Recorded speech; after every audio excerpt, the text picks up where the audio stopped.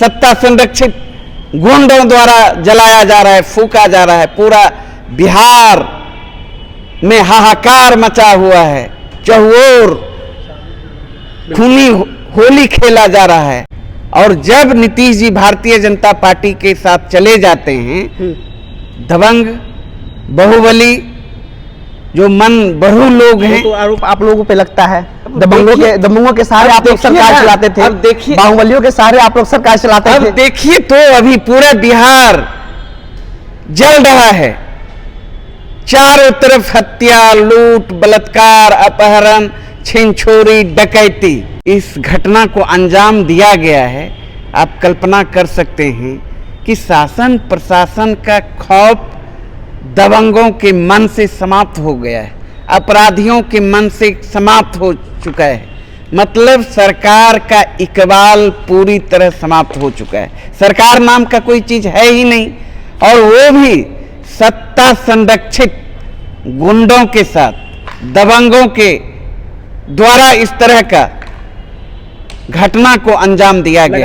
और दुर्भाग्यपूर्ण बात है कि डबल इंजन की यहां सरकार है और केंद्र में भी एनडीए की सरकार है।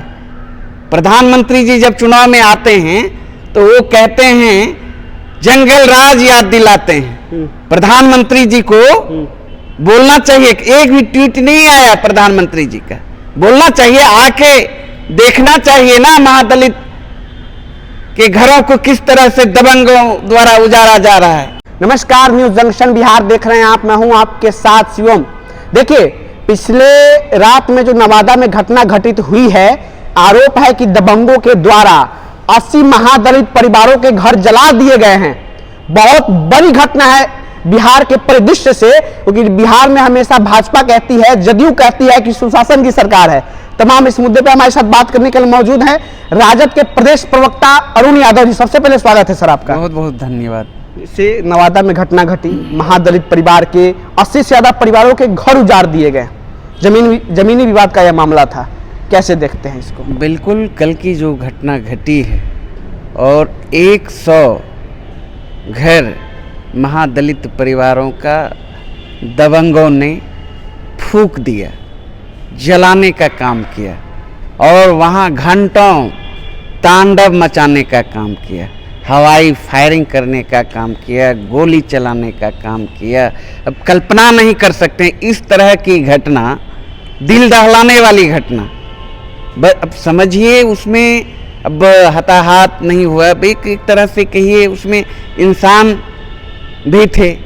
अब जिस समय में जिस तरीके से इस घटना को अंजाम दिया गया है, आप कल्पना कर सकते हैं कि शासन प्रशासन का खौफ दबंगों के मन से समाप्त हो गया है, अपराधियों के मन से समाप्त हो चुका है।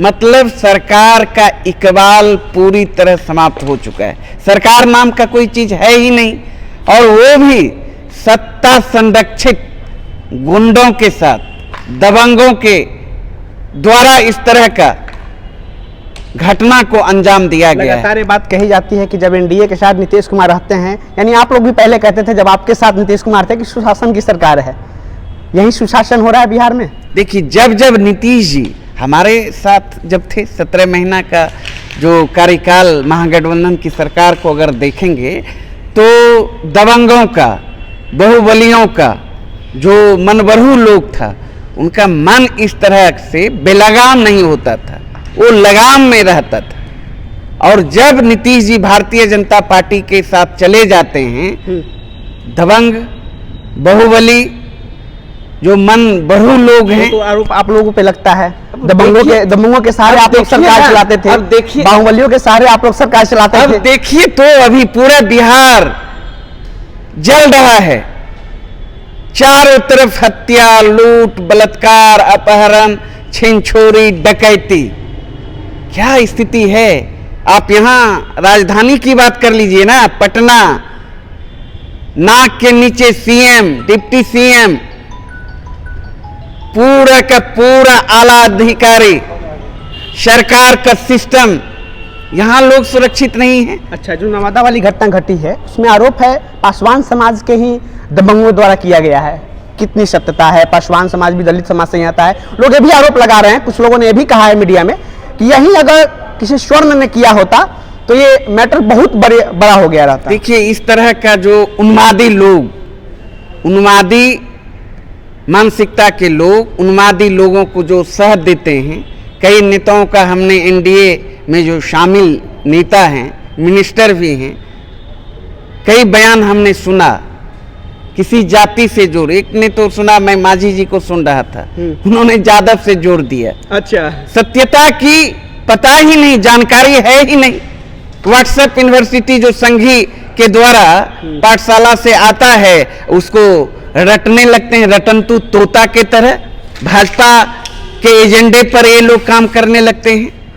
तथ्य और जो सच्चाई है, जमीनी हकीकत को जाननी चाहिए। देखिए, सबसे पहले दबंगों की, अपराधियों की कोई जात नहीं होती है, चाहे जिस वर्ग का हो। अपराधी अपराधी है, दबंग दबंग है।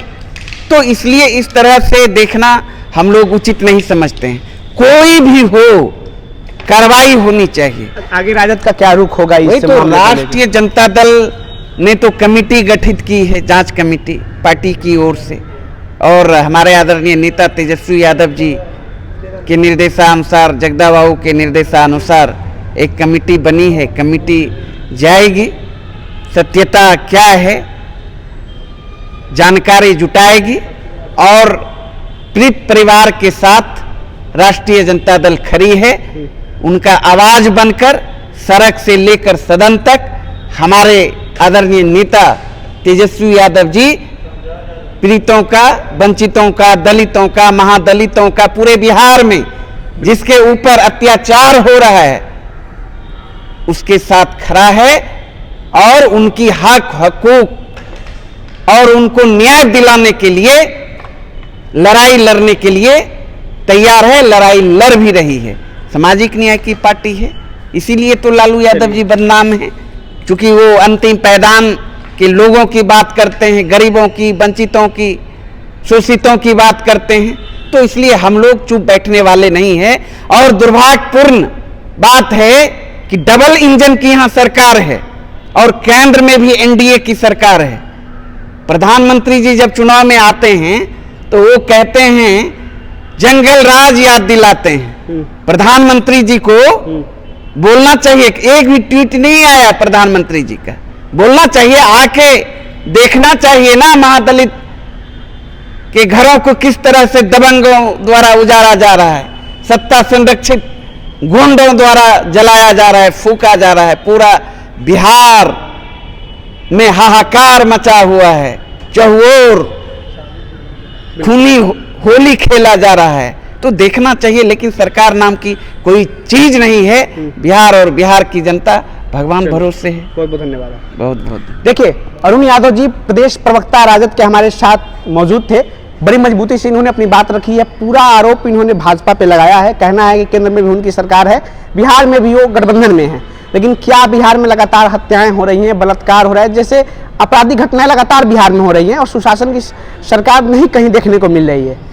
इन्होंने कहा है कि राजद ने जांच कमेटी गठित की है अपनी पार्टी के स्तर पर और जांच करेगी इस मुद्दे पर। खैर, वीडियो कैसा लगा कमेंट बॉक्स में अपनी प्रतिक्रिया जरूर दीजिएगा। बहुत बहुत धन्यवाद।